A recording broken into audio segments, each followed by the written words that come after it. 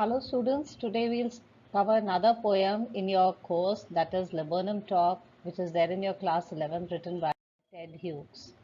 We'll be covering the meanings, the introduction, the stanza-wise detailed explanation, the various poetic devices, and the theme.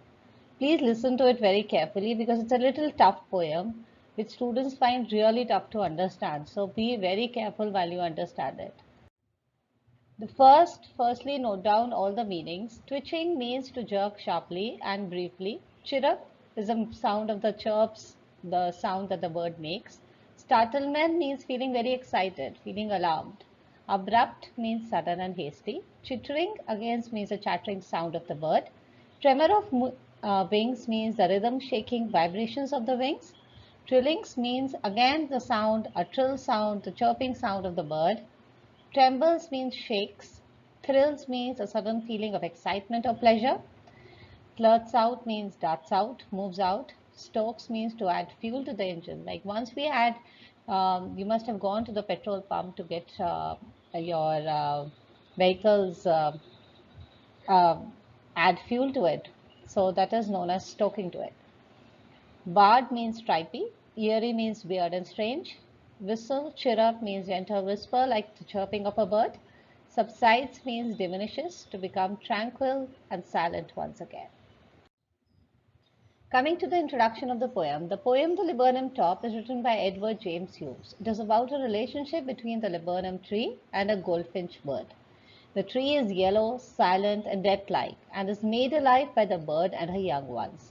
The yellow bird has her shelter on the highest branch of the laburnum tree. Hence, the poem is titled The Laburnum Top.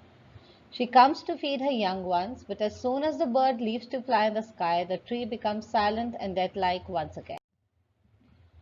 Now, firstly, before I begin the explanation, let me show you how the laburnum tree looks like. This is a laburnum tree. And these are the flowers of the lemon tree. You must have seen it in full bloom, especially during the spring season. Then the entire tree covers with yellow colored flowers, and you hardly tend to see the leaves. And this is the goldfinch bird. Please mark and understand and note down that the bird is also yellow color. That's why she has built her nest in the laburnum tree to save her young ones from the predators. Now coming to the poem, this is the first stanza. The laburnum top is silent, quite still. In the afternoon, yellow September sunlight, a few leaves yellowing, all its seeds fallen. In the above lines, the poet says that he saw a laburnum tree whose leaves were yellow in color. The tree's top is still and silent in the daytime of September month. It is autumn season and all the seeds of the tree had fallen. The poet has used the word yellow for leaves and sunlight. Yellow symbolizes silence, death, and beauty. He describes the whole scene of the tree with this color. You've all seen that during the autumn months, the leaves start turning yellow in color. They get dry and they get fall down. So similarly, that was a kind of the condition of the tree at that point of time. It is a September month. The bird has purposely chosen the laburnum tree with yellow flowers to build its nest as a camouflage from the predators, since she and her fledglings are all yellow in color. Now coming to the poetic devices, the laburnum top is silent, quite still. The tree is personified as if it has life. When a non-living thing is personified, we call it personification. Silent, quite still. The sound sir has been repeated. Sir for silent, sir for still. So alliteration. September sunlight, again alliteration. The again sound is repeated. Yellow September is a metaphor. When we compare something without the usage of as or like, it is called as metaphor. So September month is being compared here, that's why it's a metaphor. Coming to the second stanza, she enters the thickness and a machine starts up, of chitterings and a tremor of wings and trillings, the whole tree trembles and thrills. Now she here stands for the goldfinch bird. The bird has built a nest, so she enters the nest. As she moved through the thickness of the branch, her younger ones started chirping and making vibrations with wings, flapping them, making a sound like a machine. Because of the movement of the bird and her young ones, the tree seems to have come alive and starts to tremble and thrill. It starts to shake and thrill. They are feeling very excited seeing the bird because they are very happy to see their mother enter. The poet has given two opposite scenarios in the tree first being death-like and still, and then giving life and shelter to the bird and her young ones. Coming to the poetic devices, tree trembles, thrills. So tree trembles and thrills is an alliteration here because the sound t has been repeated here. She enters a thickness and a machine starts up. The noise created by the movement of the birds is compared to the machine's noise. So the comparison without the usage of as or like is a metaphor.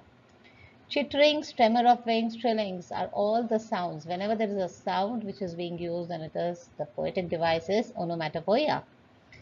You've seen the word and being repeated, and a tremor of wings, and trillings, and thrills, and a machine starts up. So since the word and is being repeated, so the poetic device used here is repetition. Coming to the third stanza, till the goldfinch comes with a twitching chirrup, a suddenness, a startlement at a branch end, then sleek as a lizard and alert and abrupt. This peace and serenity is disturbed by the arrival of the goldfinch, a symbol of vivacity, a symbol of liveliness. The goldfinch comes to end the death-like scene of the tree and makes a sudden chirrup sound. The bird, while being rapid, alert, and precautious like a lizard, sits on the branch of the tree. Now, coming to the poetic devices, the word chirrup, since it's a sound being made, so obviously the poetic device used is onomatopoeia.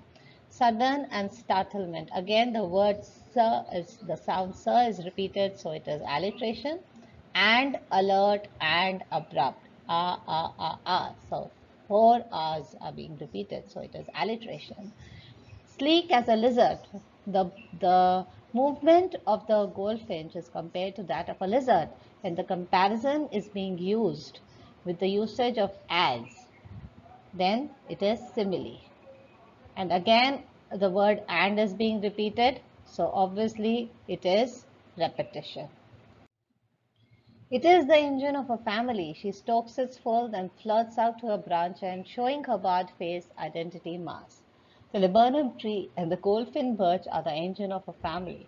The goldfinch stokes this engine by feeding its family. Stoking means feeding, that is adding fuel to an engine.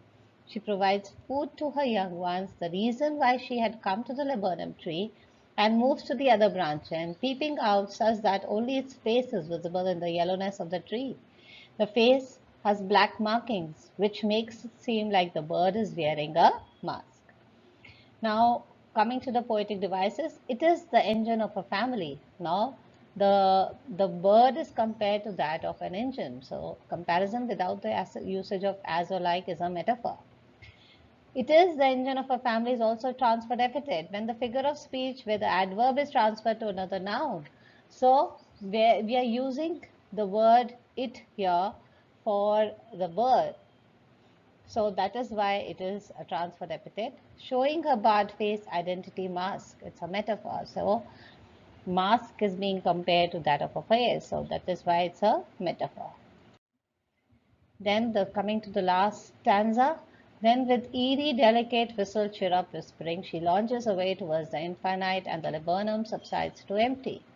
After reaching the end of the branch, the bird makes a very sweet chirping sound, just like a whispering or probably a warning to any predators who wish to harm its children. And on that note, she flies away towards the infinite sky. Probably they are both wishing each other goodbye. It again makes the laburnum tree silent. Once the bird is gone, the tree is silent once again, empty and death-like as it was.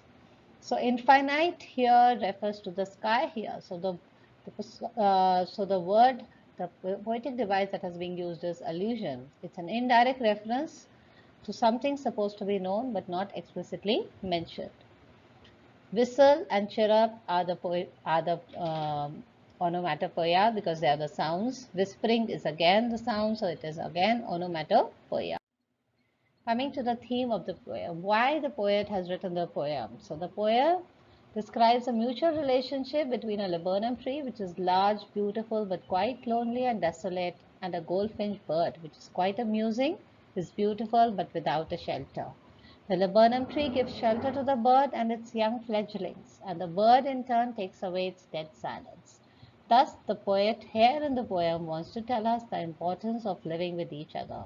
He wants to shed light on living in harmony, how we all are incomplete without each other. Every person has different qualities and capabilities. We should live with each other and always try to lend a helping hand to each other, and the others will also reciprocate in their own sweet way. The poem also symbolizes the hardships in life, how the bird, being quite responsible, feeds her young ones, fulfills her duties, and then flies back. That is, gets back to work once again in search of food for her family. Hope you've understood the chapter, the poem. Okay, happy reading.